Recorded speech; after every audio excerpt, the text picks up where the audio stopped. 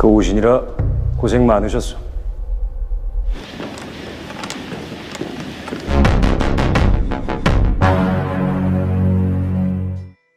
Oke guys, selamat datang buat kalian yang baru bergabung. By the way, Mimin cuma mau bilang buat kalian yang belum nonton episode 1-4 dari Money Heist Korea, silahkan cek deskripsi video ini ya. Kalau sudah, langsung aja kita gaskan ke filmnya.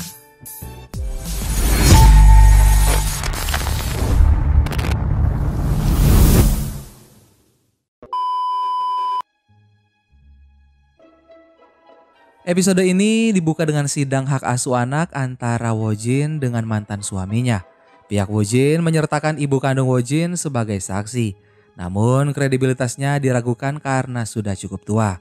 Mantan suami Wojin bukan dari kalangan biasa dan ia adalah Kim Sang-man, seorang politikus yang ahli dalam perencanaan dan kandidat kuat dalam pemilihan presiden.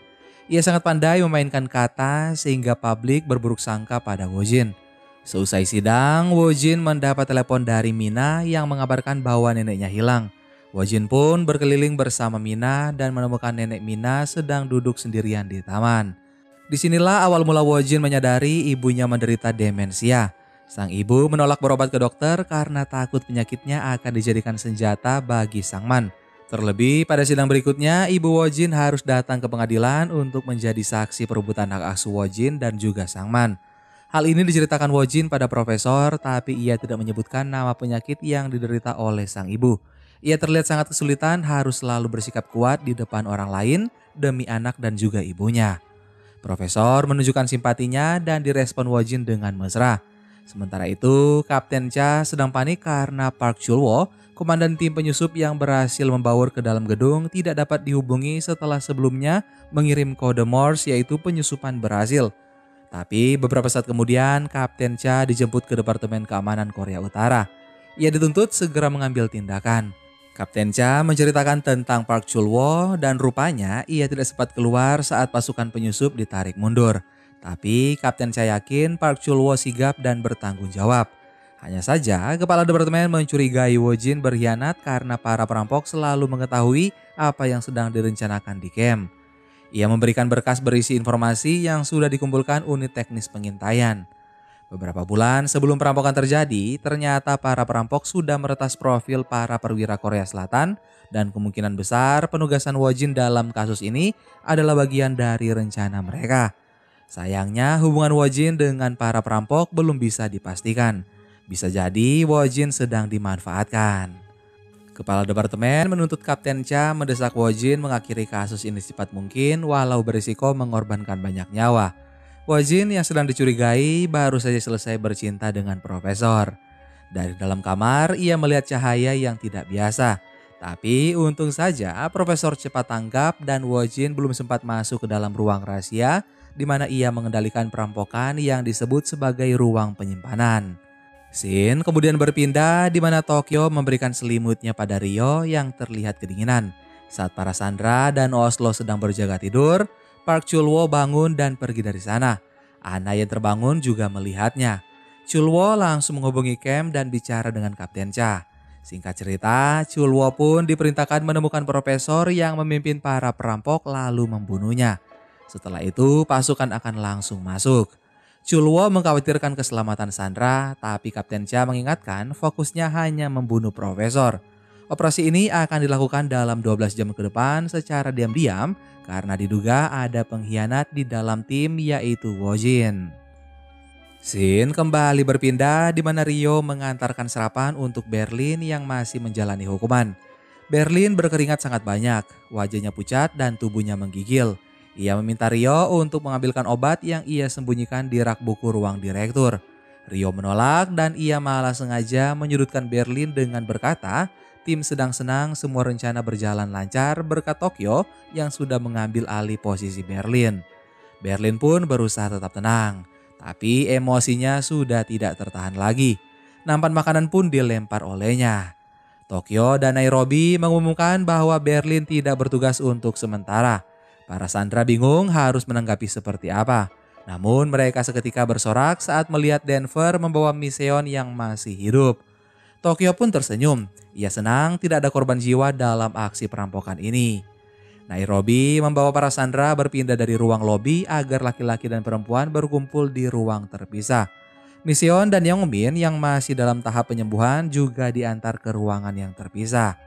Nairobi menjelaskan bahwa para perampok sama sekali tidak berniat melukai mereka. Jadi lupakan saja kenangan buruk di bawah kendali Berlin kemarin. Hubungan Denver, Tokyo, dan Nairobi juga semakin akrab. Di camp terlihat Wojin memberi briefing pagi dengan semangat.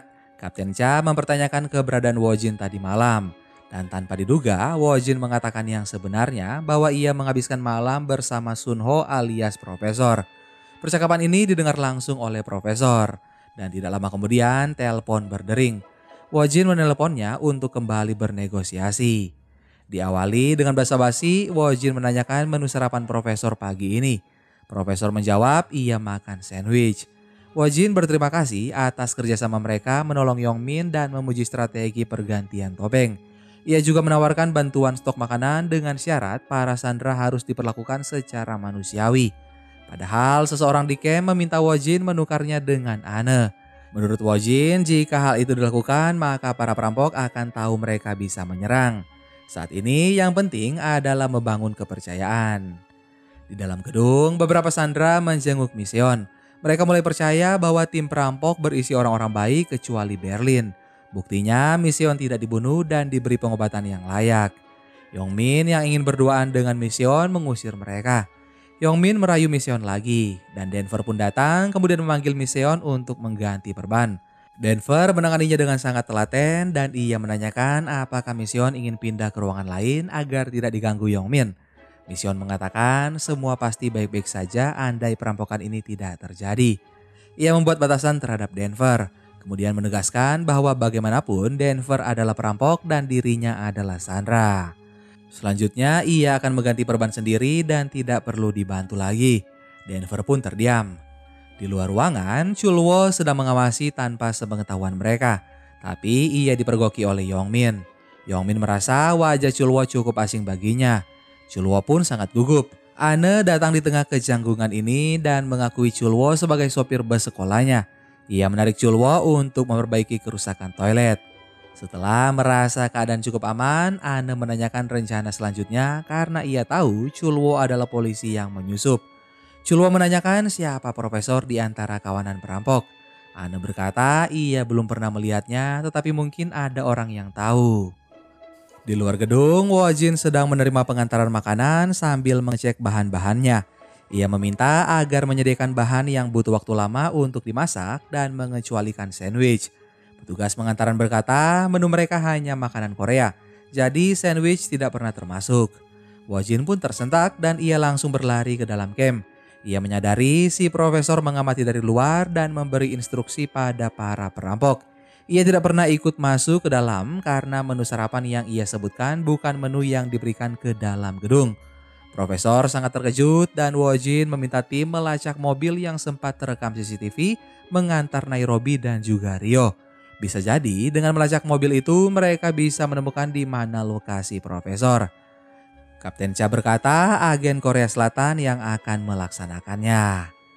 Scene kemudian berpindah di mana mundur ke beberapa hari sebelum perampokan. Rio bersama Denver dan Profesor menyiapkan tempat persembunyian Profesor lengkap dengan segala peralatan.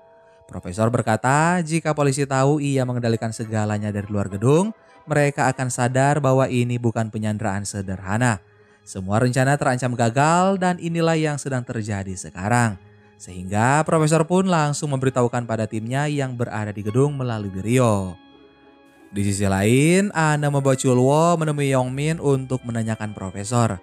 Yongmin menjawab ia hanya pernah mendengar saja. Sementara misi pencetakan uang berjalan cukup lancar karena para sandera mulai akrab dengan para perampok kecuali Yongmin. Ia malah berpikir yang tidak-tidak tentang Mission dan juga Denver. Padahal Mission sendiri sedang diinterogasi oleh Chulwo. Dari keterangan Mission, Chulwo menyimpulkan Berlin dan Denver bukan si Profesor. Yongmin menggedor pintu dengan berapi-api dan menarik perhatian semua sandera. Ia mendorong pintu secara paksa sampai Yongmin terlempar. Chulwo juga segera membekap mulut Yongmin sebelum ketahuan para perampok. Keributan ini didengar oleh Oslo.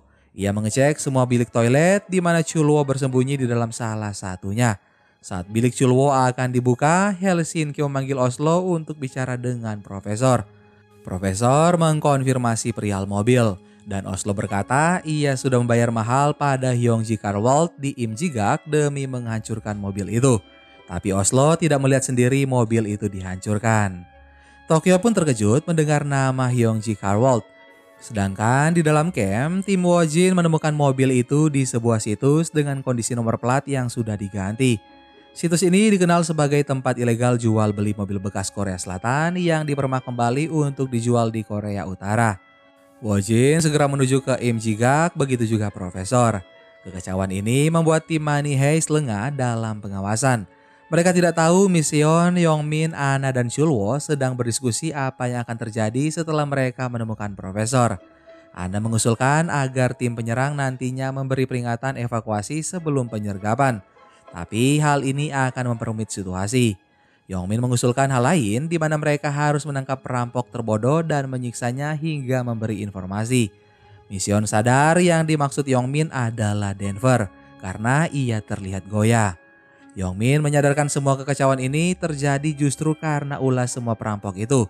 Denver sendiri sedang mengobati luka di tangannya dengan air liur. Saat salah satu sandera memberikan secari kertas, Denver dipancing masuk ke ruang penyimpanan dengan mengatasnamakan Miseon. Denver yang tidak tahu apa-apa menuju ruang penyimpanan sambil bersiul. Setibanya dia di dalam, Chulwo pun menyerang hingga Denver menjadi pingsan. Pikiran Miseon terganggu dengan rencana penyekapan Denver. Ia sempat ingin memberitahu Tokyo tapi tidak jadi. Anne juga termenung, lalu beranjak pergi saat Yongmin memberi kode. Mantan wakil Yongmin yang melihat ini langsung mencegat Anne sementara penyiksaan terhadap Denver sedang berlangsung. Meski kepalanya dibungkus plastik dan tubuhnya terikat, Denver tetap tidak memberitahukan siapa dan di mana Profesor. Berdasarkan analisanya sendiri, Yongmin menyimpulkan bahwa Tokyo adalah Profesor. Profesor berkejaran dengan waktu agar bisa tiba di Imjigak sebelum polisi menyusul. Kapten Cha mendapat laporan Chulwo sudah menemukan si Profesor dan ia langsung menurunkan perintah untuk masuk ke gedung melumpuhkan Profesor dan melakukan serangan. Semua yang ada di camp pun menjadi tercengang. Scene berpindah ke Imjigak, Profesor mengendap menghapus data lalu mengambil satu kunci.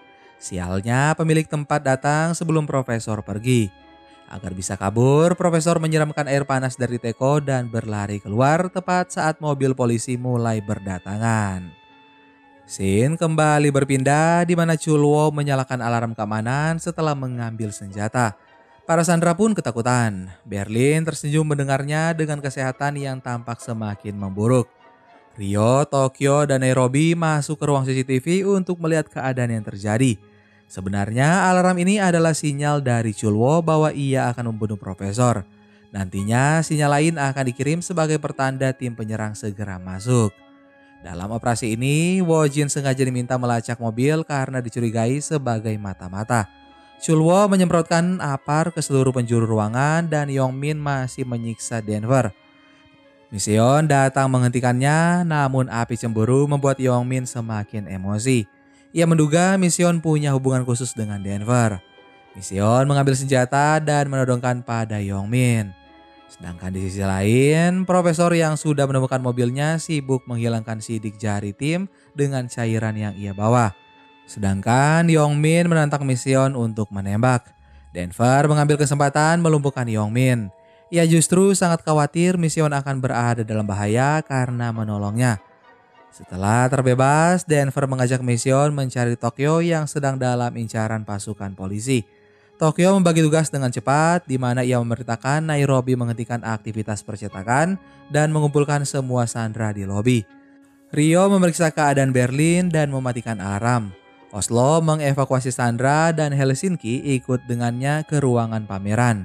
Tokyo dan Helsinki menembus kepulan asap menyusuri tangga darurat menuju ruang dapur. Helsinki mengevakuasi sandera yang terjebak di sana. Kondisi Berlin pun terlihat semakin memburuk. Rio menjadi panik dan melepaskan borgol namun Berlin menyerangnya. Rio tidak sadarkan diri setelah dicekik dengan sangat kuat. Scene kemudian berpindah di mana Chulwo menemukan keberadaan Tokyo. Ia segera menarik pelatuk tetapi Denver masuk dan berteriak di mana mereka harus menghubungi profesor karena ada penyusup di dalam gedung. Chulwo terkejut dan berdasarkan apa yang baru saja diucap Denver, Tokyo bukanlah profesor. Tokyo melirik ke arah kiri di mana Chulwo sedang membidiknya. Dalam sekejap, suara tembakan berbunyi sangat nyaring. Chulwo melapor pada Kapten Cha dengan suara merintih bahwa profesor tidak berada di dalam gedung. Setelahnya, Chulwo tidak bisa dihubungi lagi. Profesor sendiri sedang menghadapi krisis di mana tim Wojin mengepung dari luar dan tidak punya pilihan lain di mana ia nekat kabur bersama mobilnya. Wojin dan tim pun segera mengejar. Pada episode ini terungkap bahwa profesor ternyata pernah menjadi profesor sungguhan.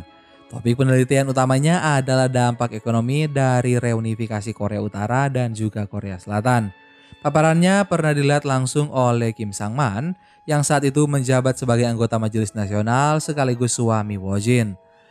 Meski mahasiswanya mengantuk dengan penjelasan teori ini, Sang-man tertarik dengan pemikiran profesor dan berniat mewujudkannya. Ia memperkenalkan profesor pada Oh Jae-yeon. Pada masa itu, Korea Utara masih dalam rencana membuka gerbang ekonominya, sehingga Jae-yeon menawarkan profesor untuk mengembangkan perencanaan ini dengan modal dari pemerintah. Profesor akan menjadi kunci penyatuan kembali semenanjung Korea. Profesor pun langsung mengiyakan. Saat itu juga ia telah memilih menjadi Oppenheimer, yaitu ilmuwan utama yang mengembangkan sebuah terobosan. Sekarang bukannya menjadi ilmuwan, profesor malah sedang diburu karena menjadi otak perampokan gedung percetakan uang. Mobil polisi hanya berjarak beberapa meter darinya dan profesor terus melaju namun jalannya terhalang motor pembawa besi. Profesor membanting setir dan menabrak pembatas jalan dan melaju dalam kebun tomat. Ia masih belum berhenti terus mengendarai mobilnya tanpa arah dan menghancurkan alat komunikasinya yang terhubung ke camp. Profesor kini telah terkempul dan tomat yang menutupi kaca mobil membuat Wojin tidak melihat wajah profesor dengan sangat jelas.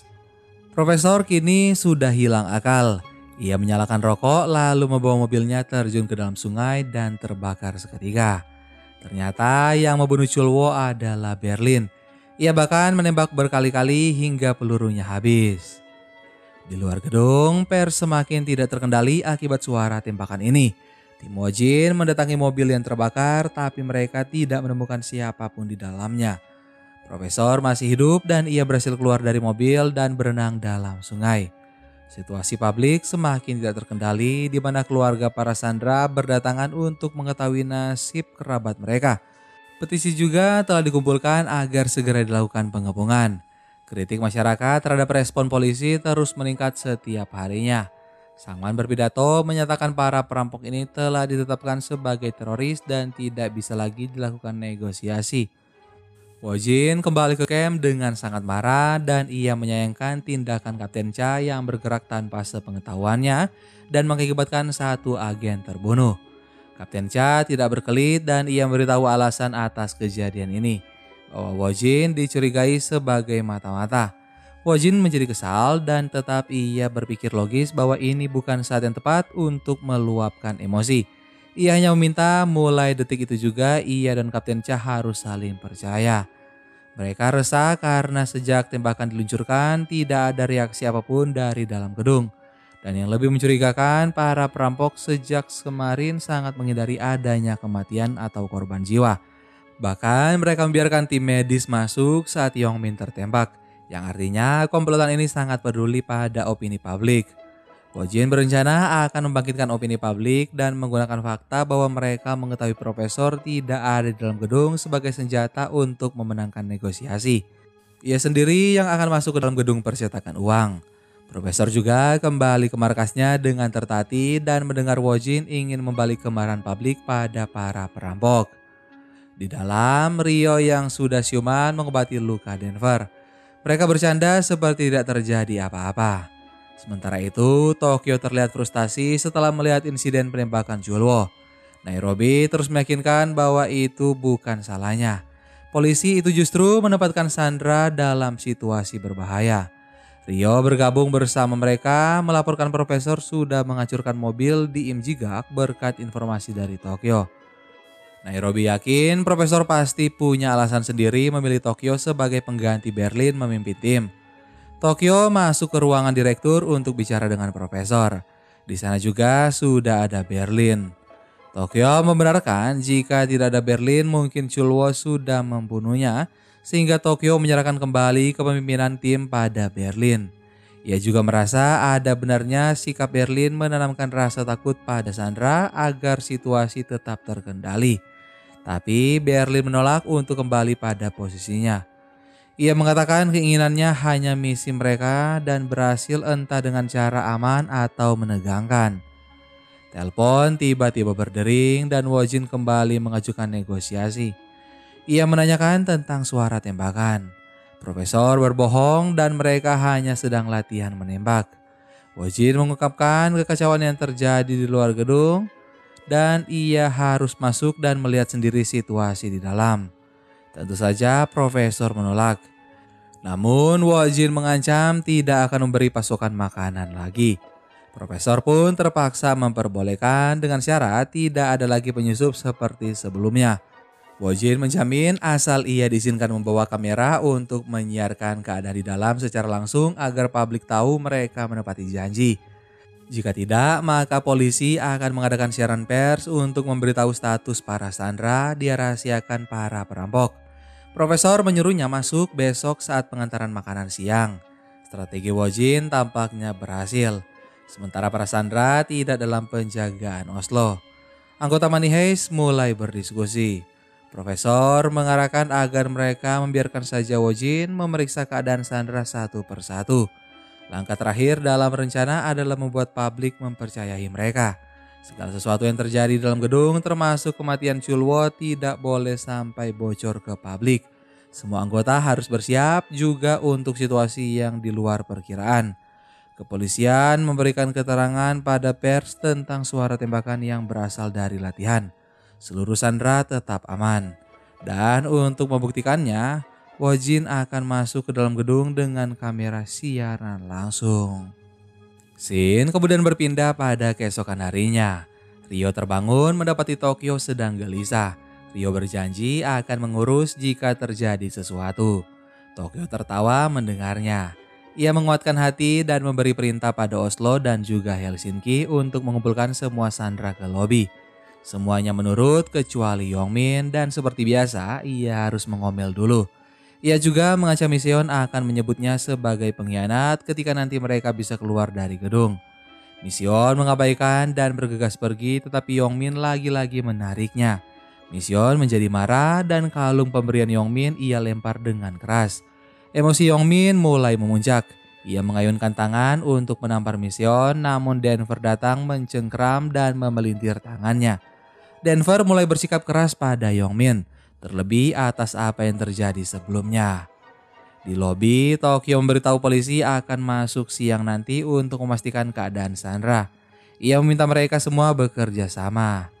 Anne juga menanyakan bagaimana tentang Chulwo dan belum sempat Tokyo menjawab, Berlin menyela pembicaraan. Suara tembakan yang terdengar berasal dari latihan menembak bukan pembunuhan. Secara mengejutkan, Berlin membuka identitas aslinya yaitu Song Joong-ho, pria berusia 41 tahun yang lahir di Taichung, Provinsi Pyongan. Saat usia 9 tahun, ia tertangkap kabur dari Korea Utara dan menghabiskan 25 tahun di kamp penjara. Sekarang semua sandera tahu identitas Berlin. Jadi seandainya ia keluar dari sana, kemungkinan ia ditangkap polisi akan lebih besar sebagai hukuman atas perlakuannya pada para sandera. Tapi hal ini juga berlaku sebagai peringatan. Meski semua perampok selain dirinya memperlakukan sandera secara manusiawi, Berlin tidak ragu apapun dan tidak ada lagi yang ia takuti. Para sandera dipersilakan mandi agar terlihat lebih bersih.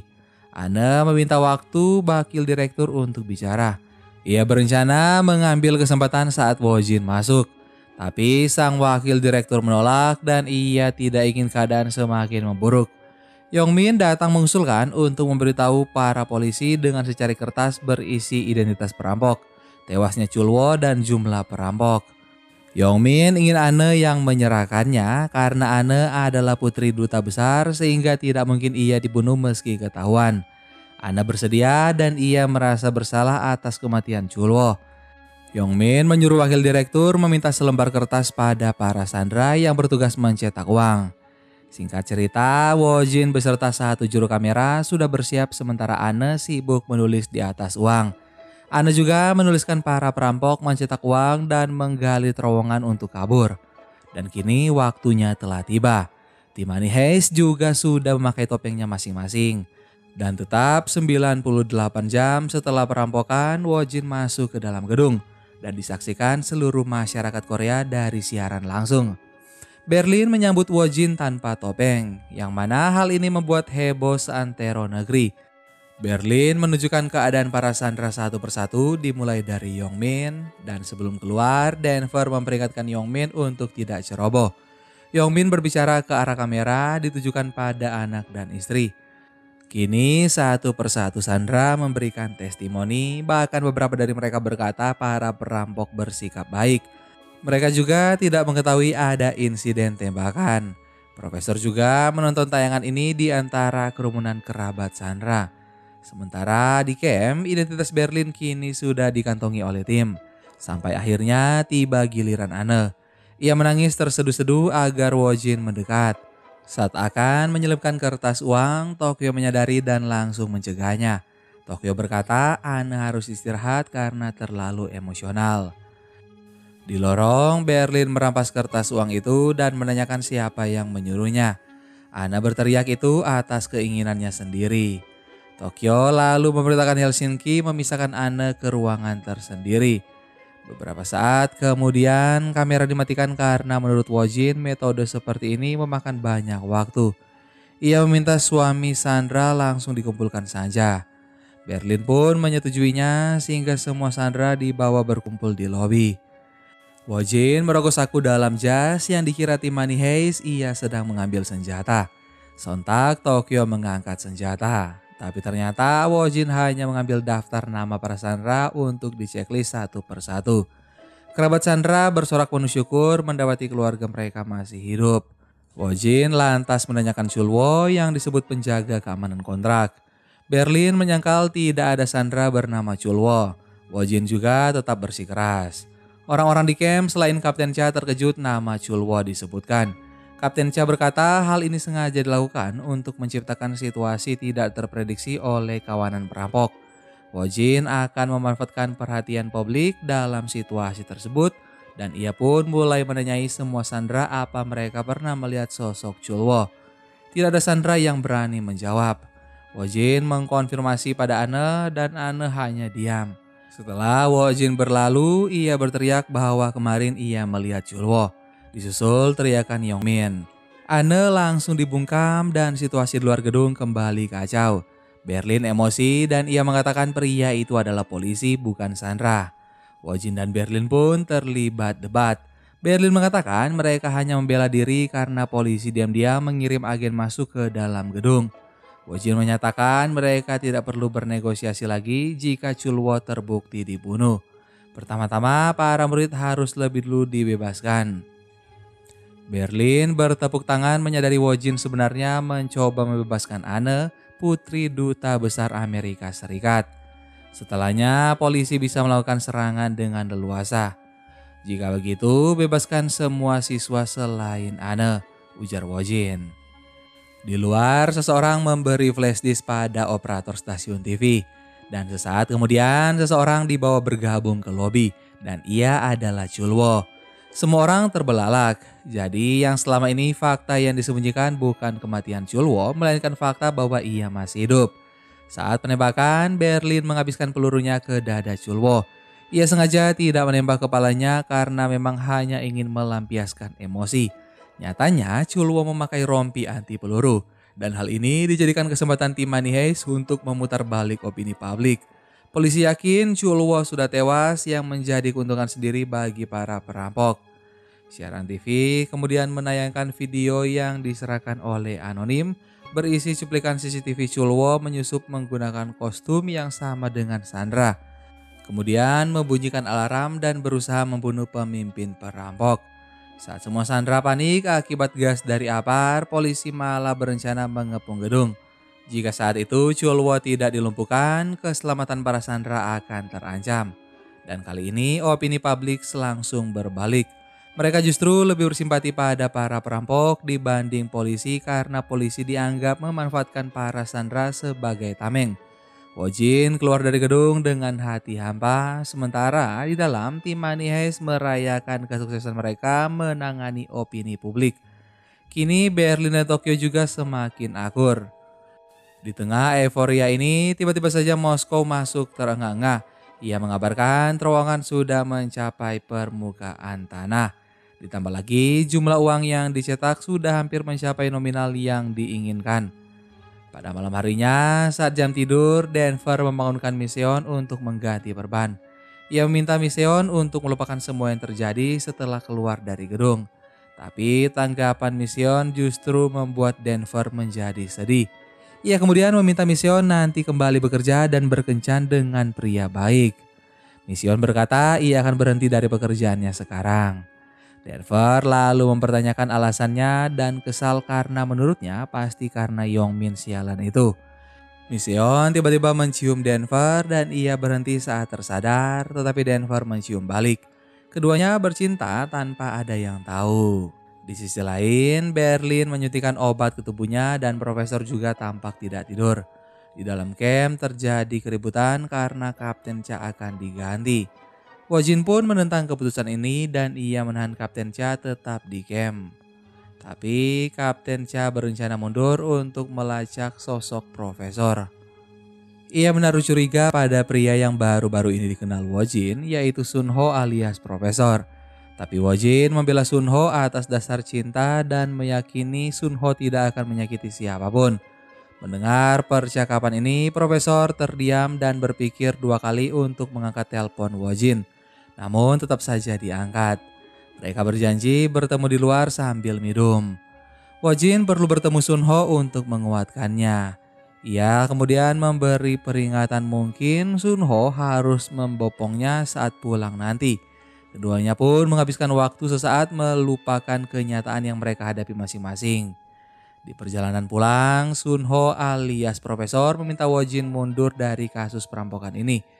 Menurutnya Wojin tampak kewalahan. Profesor sendiri terkejut dengan kalimat yang baru saja ia ucapkan karena Wojin termasuk dalam salah satu rencana perampokan. Wojin memeluknya dengan erat. Sesaat kemudian ibu Wojin menelpon dan Wojin mengabarkan ia akan terlambat pulang sambil melempar senyum pada Profesor. Profesor sebaliknya ekspresinya sangat datar karena di dalam lubuk hatinya sebenarnya ia juga mencintai Wojin.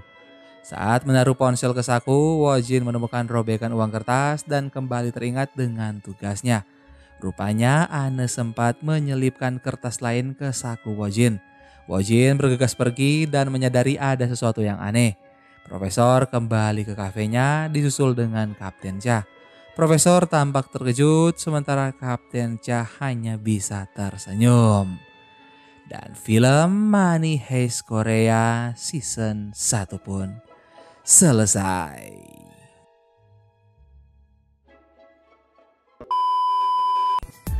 Terima kasih banyak buat kalian yang sudah nonton sampai akhir. Sampai ketemu lagi di film-film seru selanjutnya. Dadah.